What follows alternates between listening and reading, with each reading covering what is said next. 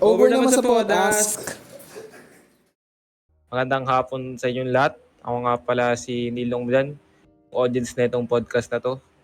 At meron akong tatlong participant ngayon na sina Vili, Dublin at Paulo. Papakilala na sila. Pakilala ka nga muna. Si Vili muna mauna. Hello guys! Ako nga pala si Billy Christian Ariel Tabugo, taga Quezon City University. And darating lang ng Valentine's, no? And ano na ngayon? Chinese New Year. Happy New Year sa mga Chinese dyan. Ayun. Pwede ka. O ikaw naman, Dublin. Dublin, magpakilala ka, Dublin. Hello sa inyo lahat. Ako nga pala si Matthew Dublin ng Payatas, Quezon City. Sana masaya ngayon ang araw nyo. Happy Chinese New Year. Okay, si Pau naman. Hello everyone, ako po si Paulo Santos. Happy Chinese New Year and sana you're having a good day. Yun lang. Okay, so bago tayo mag-start, ganito yung magiging flow ng podcast natin. Yung topic natin is tungkol sa gender harassment. Magsasabi ako ng mga tanong, sasagutan nyo, one by one, isa-isa kayo. Huwag kayong magsabay-sabay kasi lahat naman kayo may chance sumagot. So, ang order ng sasagot, mauuna muna si Vili, sunod si Dublin, tapos pangatlo si Pau. Tapos, pwede rin magtatanong din ako ng mga follow-up questions pag nagsagot kayo. Okay? Game na? Sige. Game na. So, first question. What is your idea about gender harassment? Kamu muna, Vili. So, ang idea ko dito ay, sa tingin ko, ito yung parang physical or non-physical na ginagawa sa isang tao na without consent or without like, paano ba sabihin? Parating ginagawa natin sa mga tao na ayaw nila yun pero parang ginagawa pa rin natin or di siya pasok sa societal standard tsaka tabu, yung mga ganun. At overall, di siya morally right na ginagawa natin sa mga tao na maging physical ba to or maging kahit hindi to physical. So, ganun lang. Okay, so parang sinasabi mo na kahit tignan lang nung lalaki yung babae ng malaswang paraan, harassment na yun para sa'yo, ganun. Pre, syempre. Mm. Ikaw ba naman tignan ka ng di ba? Anong mararamdaman mo, pre, kung ikaw titignan ka ng babae, parang may iniisip na masama sa'yo, di ba? Kahit sabihin natin na tingin lang yun syempre may mapaperceive pa rin natin na yun, na pangit yung ganun Sino bang titingin ka ng stranger na di ba? Na weird. Okay. Sige. Salamat sa sagot mo. O, ikaw naman, Dublin. May tanong ako sa'yo, Dublin. Anong tanong? Pre, sa di ba lahat tayo may freedom of speech tayong lahat pwede tayo magsalita. Doon din sa social media, may freedom of speech tayo. Anong masasabi mo ba rin bang sexual harassment yun? Kunwari, nag-comment lang ng ganun na, kunwari, meron nag-post ng sumasayaw, ganun. Tapos may nag-comment na, uy, ang sexy mo naman, ganun. Laki ng kokomelon mo, ganun, pre. Considered bang harassment yun para sa'yo? Para sa akin, harassment na yun Pag nag-comment ka na sa mga sumasayaw na basta nakakabastos, ganun, na nakaka-apekto sa pagkatao nila. Para sa akin, harassment na yun, ganun. Kasi minsan, nakikita ko sa bawat comment section na daming ganun Oo, daming ganun. Kahit ako na didiri na rin Kahit hindi ako yung sumasayaw Ganun. Para sa akin, harassment na siya. Kasi nakaka-apekto na rin siya dun sa tao tsaka sa mga nakakita. Sige, salamat sa sagot pa, pre. Ikaw naman, Pao, may tanong din ako sa'yo, Pao. Yes. Ano kapag di alam na, di naman, parang di binibig deal ng babae yung ginagawa sa kanya. Pag kunwari, sinabihan mo siya ng hinaharas na siya, ganun. Tapos sinabi niya, huwag ka na makialam, buhay ko to. Wala akong paki. Anong masasabi mo sa kanya, ganun? Para sa akin, it will count pa rin as harassment. Although, pinapabayaan lang ng taong nahaharas is malay natin sa perspective niya ay okay lang yung mga ganong behavior. O kaya, kumbaga, ina-attract niya yung ganong attention. Yun lang. Okay. Okay, salamat sa sagot mo. So, parang sinasabi mo na yung harassment naka-base talaga siya sa action. Hindi siya naka-base sa nararamdaman ng victim. Not fully, pero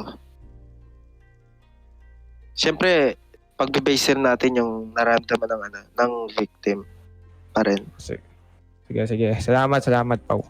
So, napakaganda ng sagot na binigay nyo.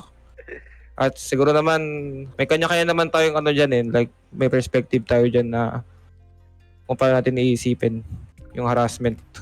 Kung ano mga behavior na nagka-count, ganun. Next question na tayo. Ito, Game.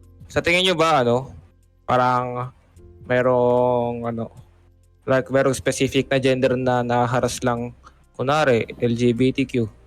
Sa tingin nyo ba sila lang yung nakaharas ganun?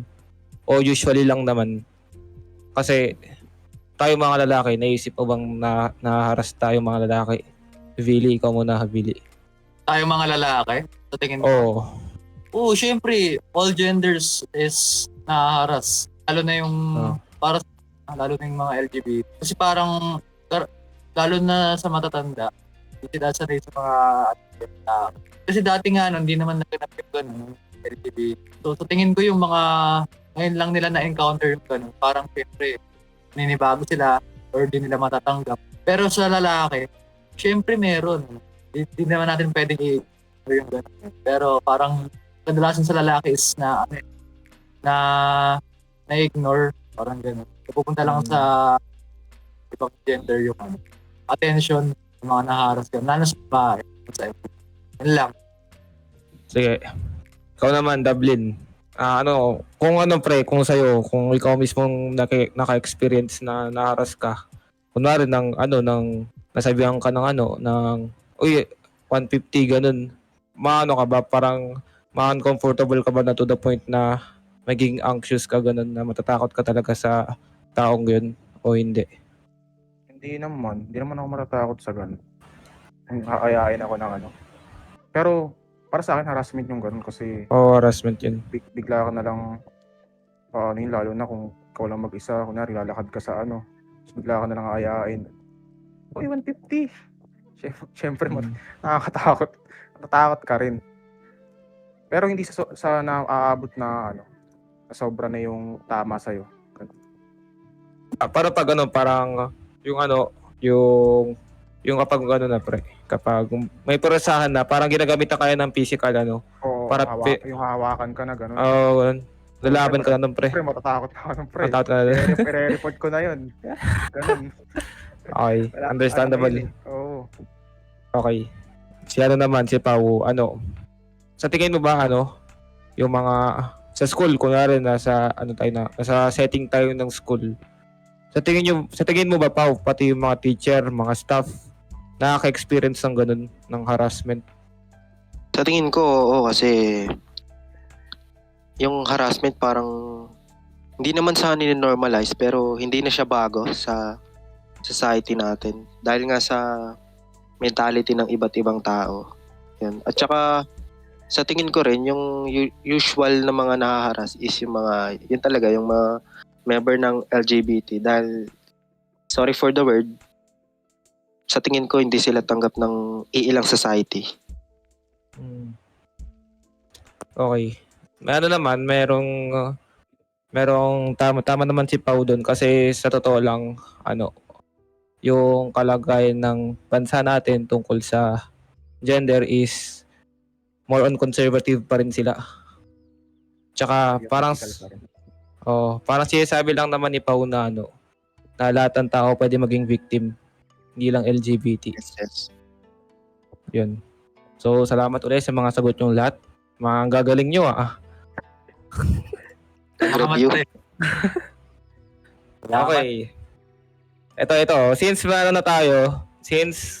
college students na tayo, naka-experience na ba kayo ng naka-experience ka na ba, Vili, ng parang ikaw mismo naka-experience ng harassment na naharas ka ganun sa public place, ganun? May na-experience ka na ba? Pwedeng i-share mo naman, Vili. Sa tingin ko, pwede naman. Sa school, lalo na nung high school ako, may mga ganong ano. Di ko naman na generalize pero yung mga bading, mga ganun. Mga ano, alam ko namang ano pa sila nun, di pa sila matured. Pero parang sila yung kadalasan ganun na approach sa mga tao, lalo na yung mga pogi.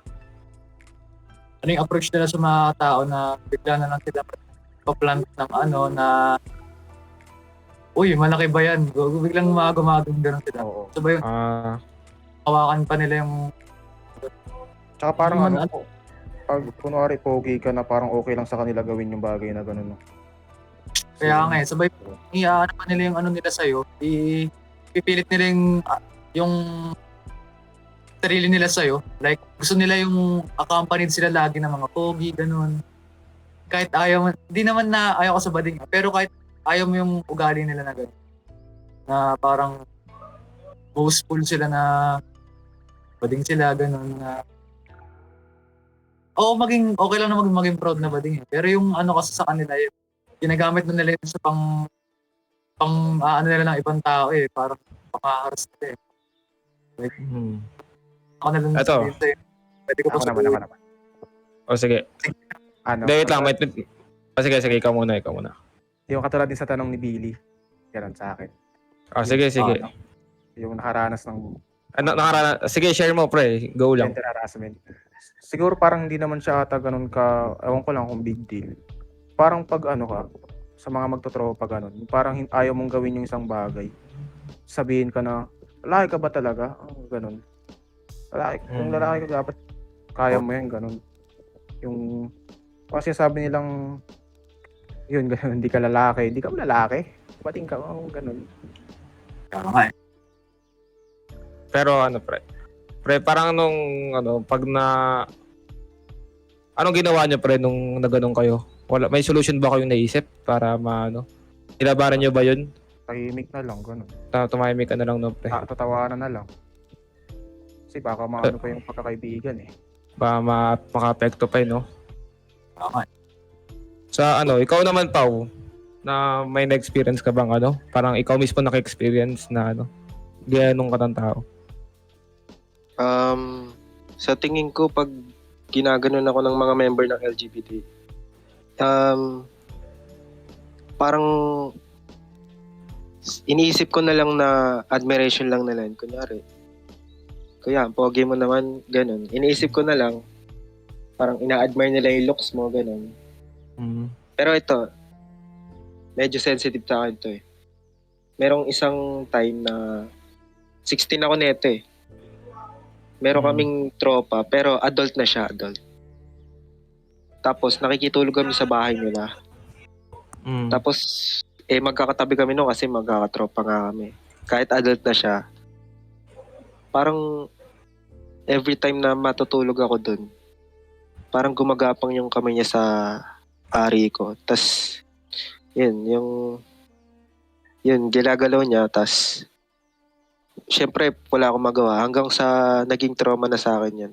Kapag hinahawakan ko yung sarili kong ari, parang nandidiri ako, ganun. Pero ngayon naman wala na sa akin yun. Kumbaga na-overcome ko na yung trauma ko na yun. Ang ganda naman, pre. Sorry, pre. Pero buti naman na-overcome mo yung trauma mo na yun, pre. Nung time na ginaganon ka, parang hinayaan mo na lang kahit alam mo namang ginaganon ka na, di ka lumaban, di ka pumiglas, ganun. Hindi, pre, kasi ang iniisip ko nun, she's an adult and may respeto ako sa kanya. Tapos takot na rin, at saka kapag nandun ka na sa sitwasyon na yun, kumbaga, di mo na alam yung gagawin mo bilang isang bata ka pa lang. 16 years old ako nun. Okay, pre. Pre, parang may ka ba? May masasabi ka ba? Parang may message ka ba sa mga nagaganon, tol? Kung nakaka-experience man kayo ng gano'n huwag kayong mahihiyang magsumbong. Alam kong alam ko rin yung mga pinagdadaanan nyo. Huwag kayong manghihiyang magsumbong. May mga batas na nagpoprotekta sa inyo. Ayun. Tama. Pero yung yung parang yung suspect nung gumawa sa'yo, kilala mo pa rin. Parang andyan Kilala pa rin. pa, kilala mo pa rin. Tropa pa rin yung turing ko sa kanya. Pero parang wala bang time na nasabihan mo siya, parang pinag-usapan mo sa kanya yung ganun. Sa kanya mismo o hindi pa naman. Hindi. Wala. Hindi pa. Hindi ko siya kinakausap about doon kasi nga, parang sensitive sa akin yun. Sige. Pero meron ka naman nasabihan na parang mahal mo sa buhay, yung nanay mo, kaibigan mong iba. Ganun. Close friend mo. Meron. Yung Okay. yung mga kaibigan ko. Pero hindi ganun ka-detalye. Sa ko rin, sa girlfriend ko rin. Sige, tol. Tol, masaya ako na nalagpasan mo yung trauma na yan, pre. Okay. So, next tayo. Ayun nga, next na tanong ko sana yun yung ba't yung mga kaso hindi nanonotice Parang sinagot na parang sinagot na rin ni Pau Pero ano yung pre opinion namin pre? Pero sa tingin nyo, pre, ba't sa tingin nyo parang hindi nare-report yung kaso? Yung parang cases ng harassment. Sige, ako muna pre. Ikaw muna, Dablan, ikaw muna. Sa bakit di siya nare-report? Minsan kasi Oo. yung kunwari, may halimbawa pala yung may nakakita na hinaharas. Parang ayaw nilang maging ma-involve, ganun. Ayaw nilang ma-involve sa nangyayari nga para sa maano na rin yung peace nila, ganun. Tsaka nangyayari din to pre sa online, yung mga messages, ganun. Kaya hindi siya nanonotice. Kasi nandun lang sa hindi nare-report. Sa school naman, sa school yung mga systems na hindi siya confidential, ganun. Kaya hindi siya nanonotice. What am I saying, bro? Pre, parang hindi nyo ba napapansin? Hindi nyo ba napapansin na kunwari, ako, parang babae ka dublin, kunwari. Sige. Kunwari lang Oo. Tas random people ako, parang stranger lang ako sa'yo. Tas sinabi kong, kinompliment ko yung looks mo na uy, ang ganda mo naman, ganun. Man, comfortable ka ba doon, pre? Hindi naman. Hindi naman. Pero, ewan ko lang sa iba. Kasi, iba-iba naman tayo ng Baka yung iba kasi may trauma na gano'n.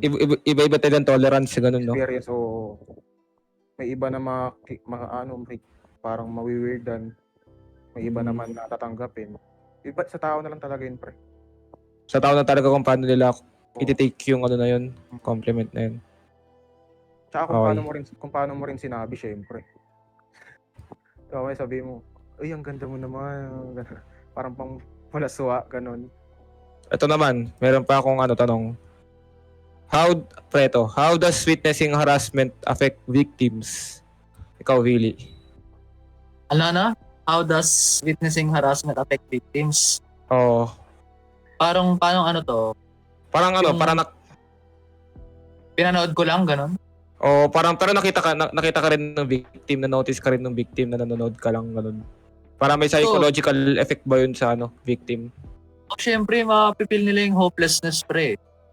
Lalo na may gumagawa sa kanila ng kalaswaan. So may pinapanood lang sila ng ibang tao. Siyempre, mapupunta sa isip mo na, ganito pala. Kahit ginagawa sa akin to, walang pakialam ng ibang tao. Nakaka-apekto sa physical health, sa mental health mo yun. Siyempre. Parang isipin mo na lagi na hopeless ka. Walang tutulong sa'yo, ganun, no? Oo. Kaya yun nga Yun yung parang isang pinaka-factor dun to Kaya nakakaawa yung mga tao. Hinahayaan lang ng ibang tao na nangyari sa kanila yun. Ang suggest ko lang is, pag nakakita kayo ng ganun, siyempre, i-address nyo. Tulungan nyo yung na-arrest.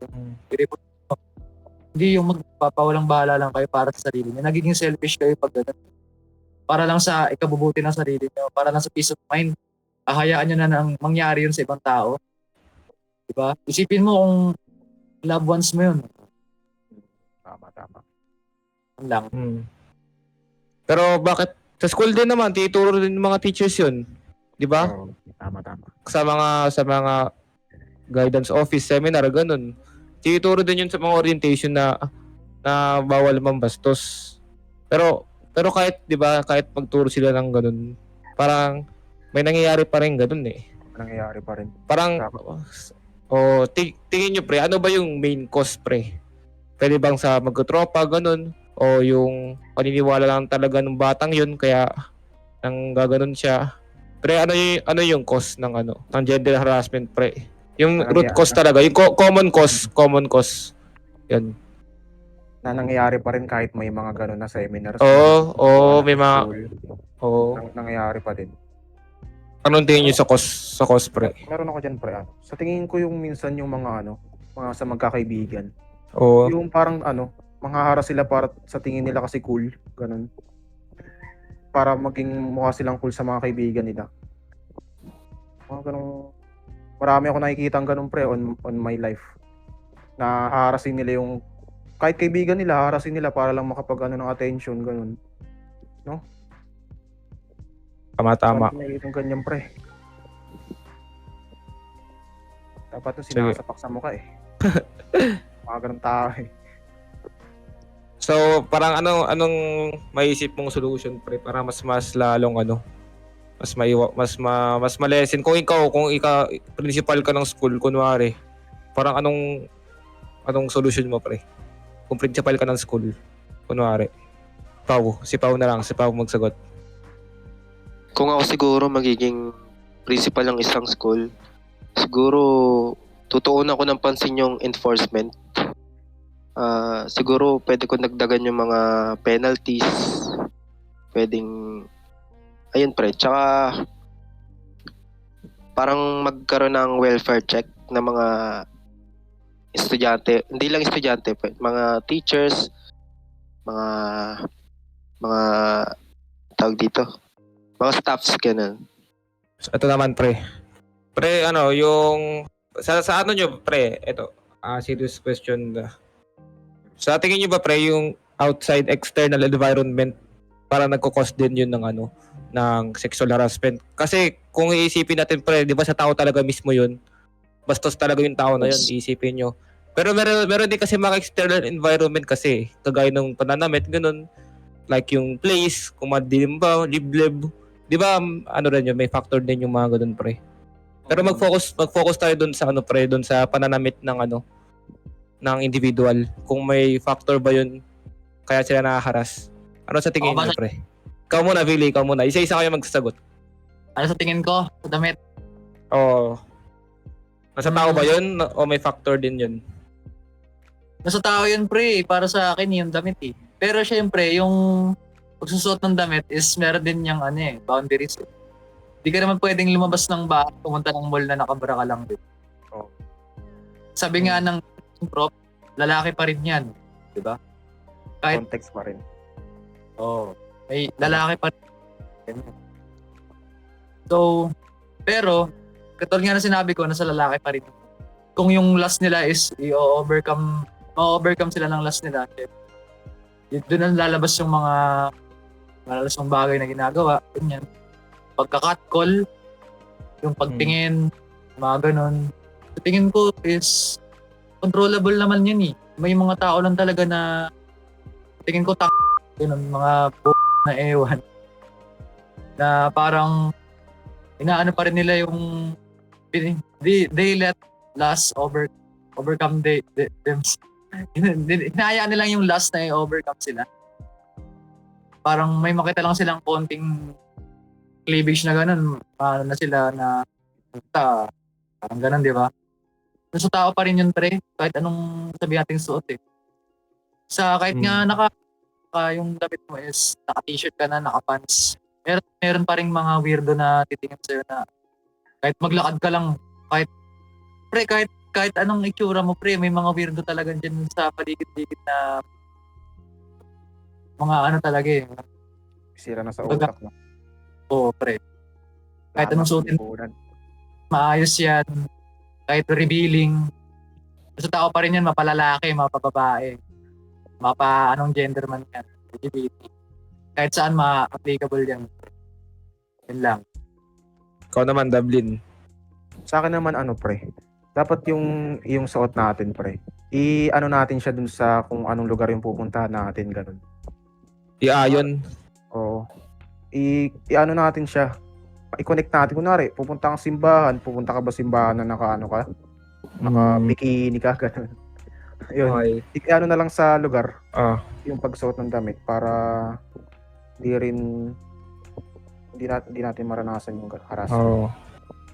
Kasi ano lang, di lang naman sa ano di lang naman kasi sa harassment pre. Pati rin sa mga relatives eh. Pwede kang sabihin ng mga relatives mo eh. Oo. Lalo na yung mga matatanda mong relatives. Oo. Pag nakita kang di ba nagsusuot ng ganun?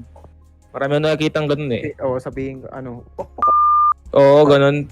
pag kunwari lalaki ka magsusuot ka lang ng medyo pang babae, sabihin baka ano ka ba, Oo. babae ka ba? Yun. Pero kasi, pananamit kasi pre, parang way of expressing yourself yun eh. Kaya, dapat sabihin din natin yung mga ganung tao. O, ikaw naman, Pau. I agree naman sa kanila. Tama yung mga sinasabi nila.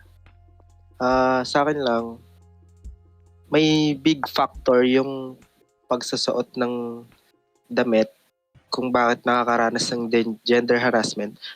Pero, hindi masama yung pagsusuot mo ng damit to express your feelings. Nagigets niyo ba, pre? Parang nasa mentalidad na lang ng tao kung ano iisipin nila sa damit mo. Pero, iakma mo pa rin yung pananamit mo kung saan ka pupunta. Ayan. Yun lang. Okay, salamat. Salamat sa napakagandang sagot. So, ito na. Tapos Sana tayo. Tapos na tayo. Wala ko tayong message. Message sa mga ano, Wait lang. message sa viewers. Nawawalan na ako ng words eh. Quick pause. So, bago tayo magtapos ng podcast natin is bigay kayo ng message niyo sa mga tungkol sa gender harassment Anong message niyo? Sa mundo. Message niyo sa mundo hindi lang sa isang tao. Sa buong mundo. Ako muna. Grabe. Ikaw muna. Message ko lang. Sige, Pau muna. Sige. Message ko lang sa inyo is sa mga nakakaranas ng harassment is huwag kayong matatakot. Diyan. Meron tayong mga batas na pwede niyong pagsumbungan. At sa mga nangaharas naman, please do better. Yan. Educate yourselves more na maintindihan niyo yung mga taong hinaharas ninyo. Yun lang. Ikaw naman, Dublin. Okay ako naman. Kung nakakaranas ka ngayon ng harassment o gender harassment, ano lang, isipin mo lang na hindi mo yung kasalanan. Na isipin mo na kailangan mo rin ng respeto, ganun. Respeto sa iba, respeto sa sarili. Sa kaligtasan mo, dignidad, ganun. Kaya wag ka matatakot na sabihin yun. Ikaw naman, sa Bugo. Mga nahaharas is manghingi kayo ng tulong at saka hindi kayo nag-iisa kahit man isa ka pero tutulong sa inyo, huwag kayo makawalan ng sa mga nangaharas naman At mamatay yung mga ganun, no? huwag kayo Dapat pinapakot sa krus yung mga ganun, eh. ano lang yun, pre, pip ganun mo lang, pre, yun lang. Dapat sa mga ganun, pinasapak, eh. Kaya nga Pre, may addition lang pre. Sige. Yung mga kasi yung harassment, di ba? May may effect din siya sa mental health ng tao. Sa mga nakakaranas ng harassment, huwag kayo makikinig kay Robin Padilla. Sa sinasabi niya na mahihina. Tama. Oh, hindi totoo yung depression. What the What is he Hindi saying? niya alam yung sinasabi niya, guys. What is he saying? Is Robert Padilla part of the team, bro? Tropa ni Even Kevin siya. pre. Ito naman. Depression. So, salamat sa mga sagot nyo. Napakaganda ng sagot nyo. Salamat. So, dito na po nagtatapos ang aming podcast. Sa lahat ng mga naharas dyan, huwag kayong mahiya na mag-voice out sa nararamdaman nyo. Pwede kayo magsumbong sa mga pulis Tama. o sa mga authorities. Sa mga nangaharas naman dyan, magbago na kayo, tas so, salamat sa lahat ng nanood. Salamat kay Vili, kay Dublin, at kay Pau sa napakagandang usapan na ito. So, Thank you. Thank you. over the pod, ask out.